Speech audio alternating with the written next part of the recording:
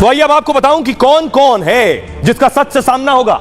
4 doctor, वो 4 doctor जिन्होंने पीड़िता के साथ रात को खाना खाया, वो 4 डॉक्टर जो पीड़िता के साथ जेवलिन थ्रो नीरज चोपड़ा का गेम देख रहे थे ओलंपिक का, इन चारों का भी पॉलीग्राफ टेस्ट होगा। अगली तस्वीर देखिए। साथ ही साथ संदीप घोष को आज कोर्ट में पेश किया गया, सीबीआई के सामने भी इनकी पेशी हुई। संदीप घोष का भी पॉलीग्राफ टेस्ट होगा। तो देखिए जरा क्या सवाल किए जाएंगे संदीप घोष से। संदीप घोष का लाई डिटेक्टर टेस्ट किया जाना है। देखिए कुछ इस तरह संदीप घोष को लाया जाएगा लैब में, पूरे इंस्ट्रूमेंट लगाए जाएंगे और संदीप घोष को कोर्ट में दरअसल आज पेश किया गया।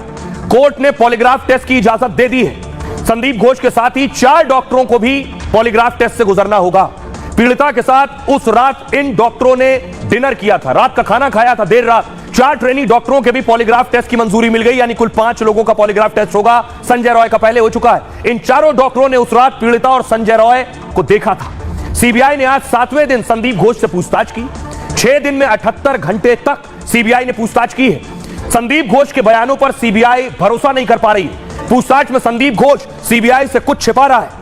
इसी वजह से सीबीआई संदीप घोष का पॉलीग्राफी टेस्ट कराना चाहती है। संदीप घोष के साथ ही 4 डॉक्टर भी इस केस में बहुत अहम कड़ी है। इन चारों ने पीड़िता को उस रात जिंदा देखा था। मुख्य आरोपी ने अपना जुर्म आसानी से कबूल कर लिया है, लेकिन सीबीआई को संजय रॉय के बयानों पर अभी शक है कि यह आदमी झूठ बोल रहा है। संदीप और 4 डॉक्टरों की पॉलीग्राफी से सच सामने आएगा। झूठ पकड़ने के लिए यह पॉलीग्राफ टेस्ट किया जाता है। मशीन की मदद से देखा जाता है कि यह आरोपी सच बोल रहा है या झूठ। ये सब जो आप देख रहे हैं लगा हुआ है मशीन, इसका मकसद और मतलब यह किसी अपराध की तह तक जाने के लिए यही टेस्ट होता है। और इसी को आप झूठ पकड़ने की मशीन भी कह सकते हैं, लाई डिटेक्टर टेस्ट भी कह सकते हैं कि झूठ तो नहीं बोल रहा। इसमें आरोपी से सवाल पूछे जाते हैं। टेस्ट में मशीन को व्यक्ति के शरीर से देखिए जोड़ दिया जाता है। उसके बाद उसकी हार्ट बीट यानी दिल की धड़कन क्या है, उसका ब्लड प्रेशर क्या है, दिमाग के सिग्नल क्या कह रहा है, उसके जवाब देने पर यह सब रीड होता है। झूठ बोलने पर उसका हार्ट बीट और ब्लड प्रेशर अचानक बढ़ जाएगा। जो भी इंसान झूठ बोल रहा है उसके शरीर के अंग में कुछ ना कुछ ऐसी हरकत होती है जो ये मशीन पकड़ लेती है। 2 से 4 घंटे के बीच ये टेस्ट खत्म हो जाता है। अब आपको सुनवाता हूं वहां के जो डॉक्टर्स हैं वो संदीप घोष पर पहले दिन से सवाल उठा रहे हैं। कल एक्स सुपरिंटेंडेंट भी यही बात कह रहा था। सुनिए डॉक्टर। उसको दूसरा एक मेडिकल कॉलेज में ट्रांसफर कर दिया था, वहां पे वो नहीं गया, वहां पे कोई उसको घुसने नहीं दिया। फिर ये आ गया और जाने के पहले क्या क्या वो घर लॉक करके गया। जो दूसरा रिलीवर था गवर्नमेंट का उसको घुसने नहीं दिया, तो वो दूसरा रिलीवर आके नहीं घुसने पाए और चला गया। वो 2 दिन पर आके फिर राज हो गया अपने कुर्सी पे। एक तो है हॉस्पिटल को जो भी बायोलॉजिकल वेस्ट है उसको लेके बहुत बड़ा business he is directly involve, ये सब पब्लिक डोमेन में है। और दूसरा जो है डेड बॉडी लेके जो बिजनेस वो भी है।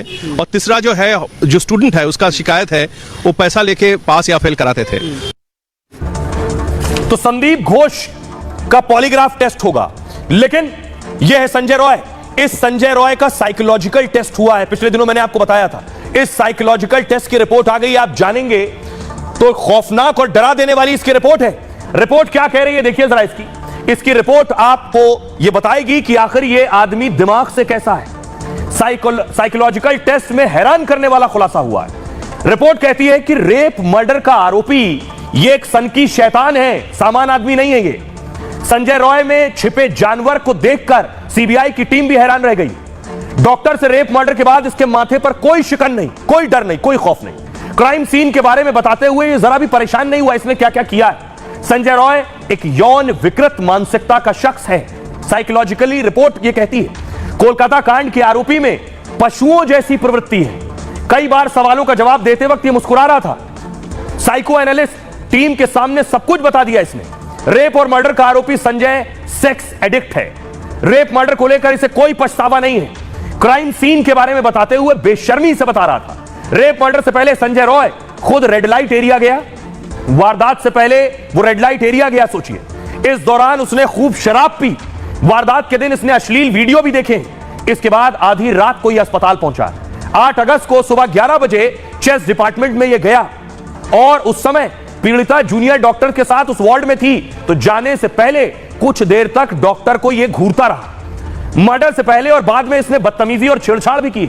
सीबीआई ने इसके 24 घंटे की हरकतों को स्कैन किया है। 8-9 अगस्त को वो 4 बार आरजी मेडिकल कॉलेज के अस्पताल के अंदर गया। आखिरी बार सेमिनार हॉल गया जहां डॉक्टर सो रही थी, और उसके बाद इसने डॉक्टर से रेप और मर्डर किया।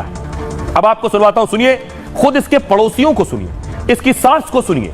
ये साइकोलॉजिकल रिपोर्ट तो अब आई है टेस्ट की, लेकिन इसको जानने वाले सब इसके बारे में ऐसे ही इसकी छवि बता रहे थे। मेरा संजय के संग बहुत गलत रिश्ता चलता था। इस तरह से मैं बेटी को नहीं देख सकता था। क्या वजह थी? शादी को तो ज्यादा दिन नहीं हुए हाँ, शादी 2 साल हुआ था, उसमें बीमार गिरा, मारा धारा बीमार गिरा। 3 महीना का पेट में बच्चा था, वो भी खराब किया। फिर पुलिस का रिपोर्ट लिखा है, पुलिस रिपोर्ट लिया कालीगढ़ थाना में।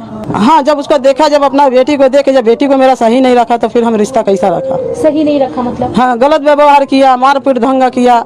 संजय ठीक नहीं था। अब उसको आप लोग फांसी में चढ़ाइए चाहे जो चढ़ाइए, उसमें देखिए ये अपराध में, इसमें हम नहीं बोलेगा।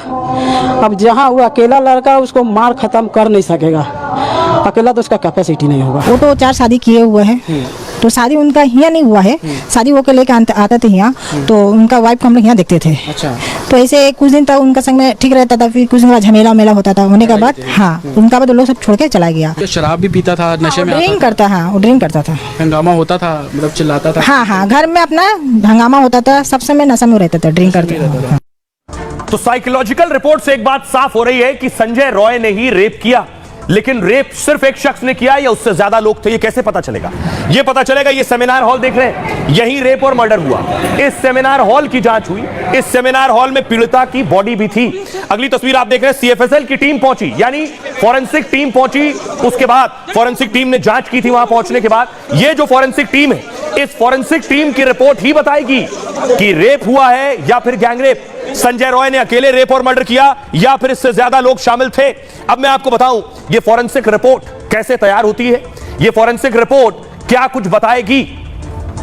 दरअसल इस तरह से फॉरेंसिक के लोग अपनी रिपोर्ट तैयार करते हैं। डॉक्टर से रेप हुआ या गैंगरेप, इसे लेकर सवाल है। रेप या गैंगरेप की पुष्टि करेगी सीएफएसएल की रिपोर्ट। सीएफएसएल मतलब central forensic science laboratory. Private part की जांच से रेप या गैंगरेप का पता चलता है।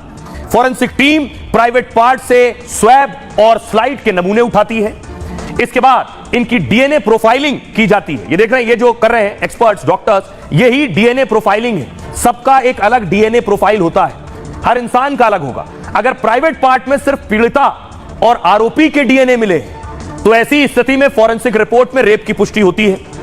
जबकि स्वैब और स्लाइड में एक से ज्यादा अगर डीएनए मिल गए जो सेमिनार हॉल से लिए गए पीड़िता से, तो ऐसी स्थिति में फॉरेंसिक रिपोर्ट में गैंगरेप दर्ज किया जाता है। दावा यही है कि फॉरेंसिक रिपोर्ट में सिर्फ रेप की पुष्टि हुई है, लेकिन रेप का आरोपी संजय सीबीआई की कस्टडी में है। लेकिन अगर डॉक्टर की फॉरेंसिक रिपोर्ट में गैंगरेप सामने आता है तो पुलिस और सीबीआई को बाकी आरोपियों की भी तलाश करनी होगी। फिलहाल जांच जारी है और 25 से ज्यादा लोग इसकी रडार पर हैं। अब आपको सुनवाता हूं forensic expert doctor Amarnath Mishra साहब को। सुनिए, वो बता रहे हैं कि ये जो फॉरेंसिक रिपोर्ट है ये दूध का दूध और पानी का पानी कर देगी।